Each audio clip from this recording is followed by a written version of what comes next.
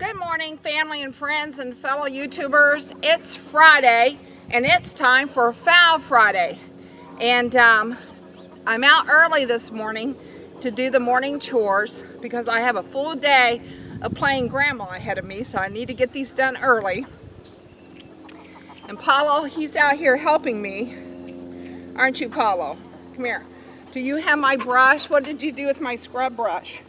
Can you go get my scrub brush that you hauled off? Anyway, so we're going to go ahead and clean up the waters and get them ready, and then we'll go inside. Last week I told you about how big you needed a chicken coop or a chicken house, depending on size. And today I'm going to talk a little bit about some of the items that you need for the inside of a chicken coop. Alright, so come on along. Okay, so the first thing I'm doing this morning is I'm just basically washing off each feeder and tray to make sure they're clean. I do this daily. Then monthly I do a thorough cleaning where I take it all apart and use Clorox and all the parts. This morning I'm just doing my daily cleaning.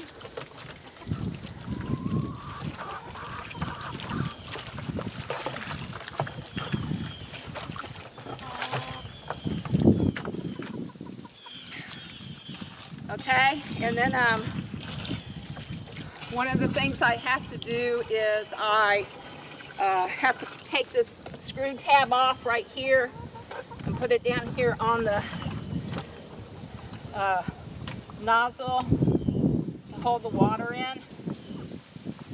Okay, and then I start filling with water, and I also give them some apple cider vinegar in the water. The apple cider vinegar is said to help with their immune system. It also keeps the green algae from growing inside. I do anywhere from a quarter of a cup to half a cup. So today I'm going to go ahead and just do a quarter of a cup, a little over a quarter of a cup.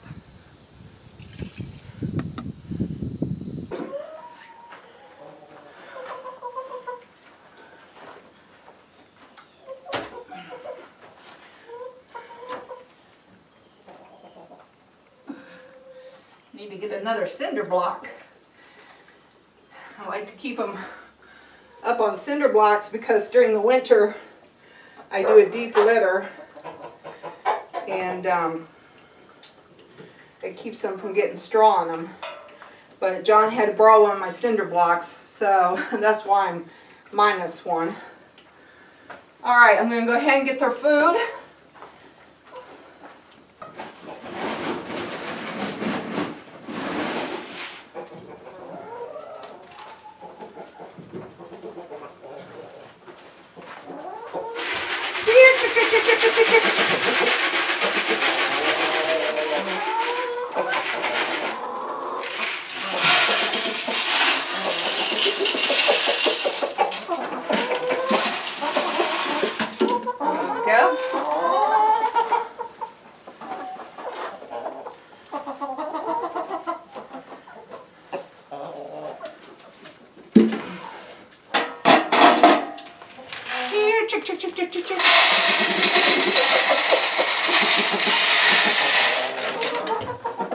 Alright, there you go. 16% protein layer feed.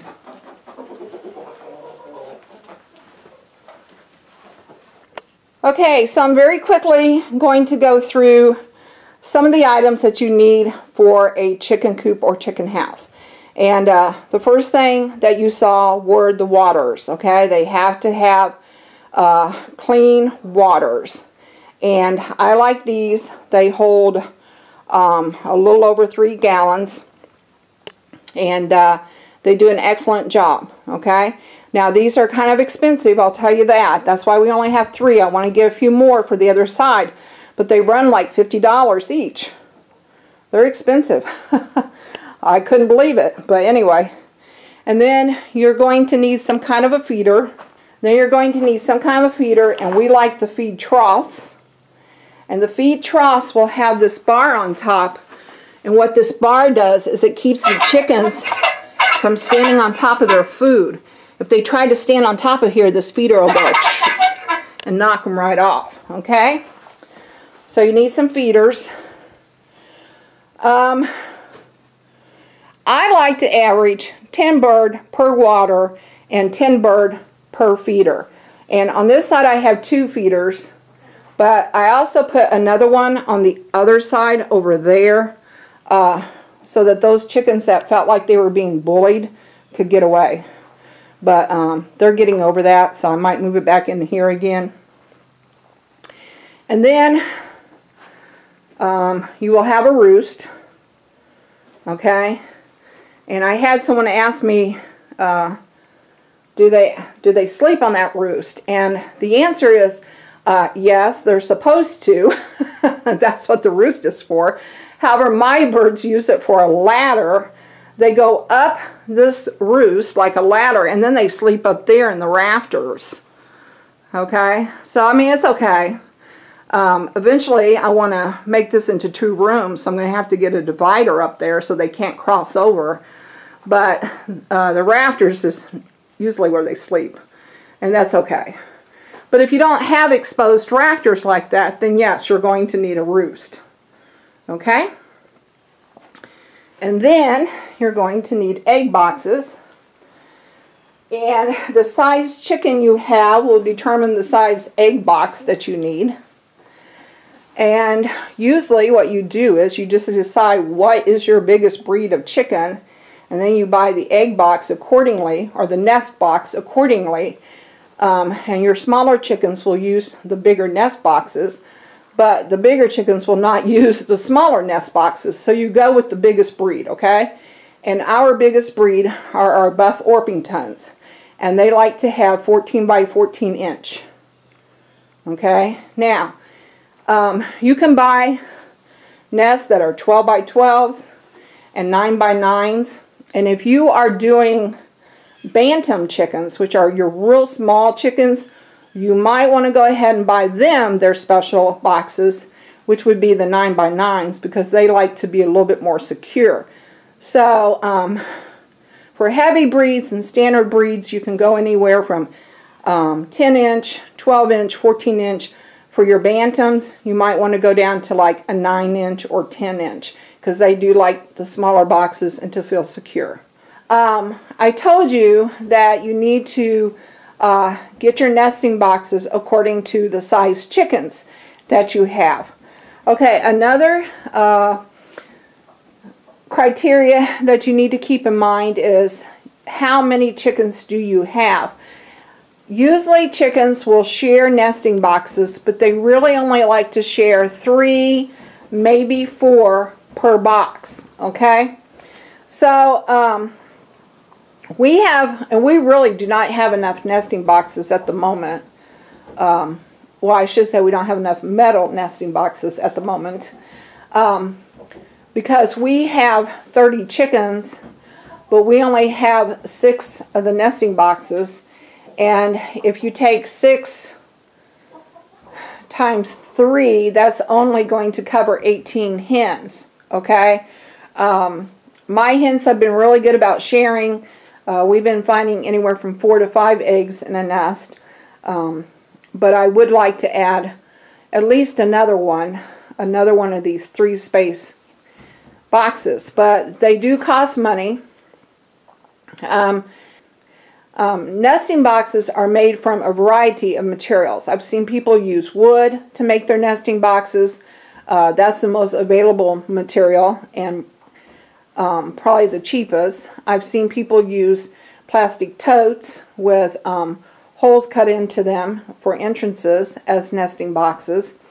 We chose to go ahead and order metal nesting boxes because we knew that we were going to be doing this long term, so we did spend a little bit more money. We found these off of eBay from a small company. I think it's a family-run company called Bob & Fool, and we are really happy with our metal boxes that we got from him. They're very well constructed. They have the slanted roof so that the chickens won't perch on top. They'll just slide right off if they try. And that keeps chicken poop and from building up on top, from manure getting into your boxes. And we also like them because if you look down here, you can see that this metal raises up and can be taken out to be cleaned in each one of these, okay? So they're really easy to clean. And so I just believe that they're going to provide a much more sanitary environment, because since they are metal, they will not absorb the poop and the urine. Plus, they will be much easier to clean than what wood would be. So we are extremely happy with our nesting boxes. We just need to get a few more. They were kind of high. They run, well, actually they weren't that high. He only asked $75 per unit, which really isn't that bad, but we had to pay for shipping, and the shipping was an additional $75. So we ended up paying $150 per unit, but I believe it was worth it, because we got the size we needed, and we got good construction. So as money permits, we will be adding more. I'd like to get at least one more for this side, and then eventually I want to put 3 more over on the other side. But for now, we started with these 2. You just do what you can do. So metal is just a whole lot easier to keep clean. You know, soap and water and monthly cleaning, wiping off. So it just helps to control your mite and lice issues. Another thing that works really well for keeping your chicken house bug free is DE. It stands for diatomaceous earth. Okay, let's see if I can get that out there where you can see the whole word. Diatomaceous earth. We sprinkle this stuff around the edges of the chicken house and into the floor, and we even put some in the nesting boxes. So yes, so your basic items that you need for your chicken house will be your nesting boxes, your waters, your feeding troughs, and your roost. Okay, this isn't really an item, but it is important to have good ventilation. So make sure that you have windows that provide good ventilation. However, you do not want your nesting boxes under a window. Ours is next to one, but you don't want one. You don't want them under a window because of heat, them getting too hot or too cold. And they also like it where it's darker. So this was the best spot we could find. And another thing is that your chickens do not like to have their backs to a window. So you might think about that when you're putting in your roost. It's just they feel more secure if their backs are to a wall or to an open space, not a window. And our roost is beside the window, but they don't seem to mind that. Just kind of built-in security instinct, I think. Okay, friends, well, that's about it for this Fowl Friday. If you like this video, please give me a thumbs up. If you want to know more about our homestead and what we do on it, please subscribe. If you have any questions, please leave them in the comments below. I really enjoy reading all of your comments. I do try to respond. So I'll talk to you guys later. Bye for now.